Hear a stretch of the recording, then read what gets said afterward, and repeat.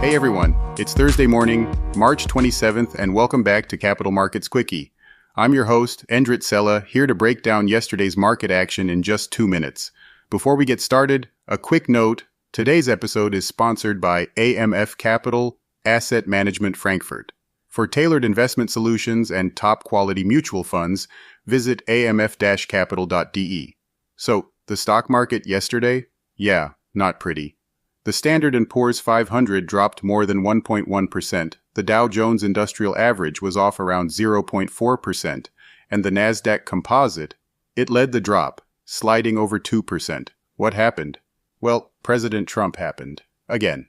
The White House announced he's prepping new tariffs on auto imports, and that sent shares of Tesla and other automakers like Ford and GM lower. Big time. Tesla alone dropped more than 5%, and Nvidia didn't fare much better.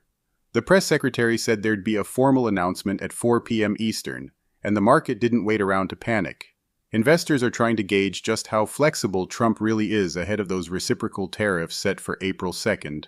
One day he's softening, the next day he tells Newsmax he doesn't want too many exceptions. It's exhausting. And just when you thought it couldn't get any messier, there's more tariff talk. Bloomberg reports the White House might fast-track copper import duties. That sent copper prices to record highs. Yeah, record. So inflation watchers, you might want to keep your eye on that.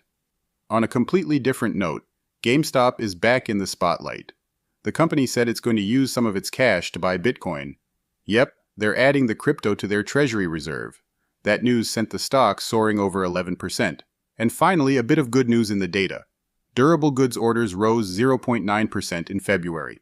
That beat expectations but still trailed January's strong 3.3% gain.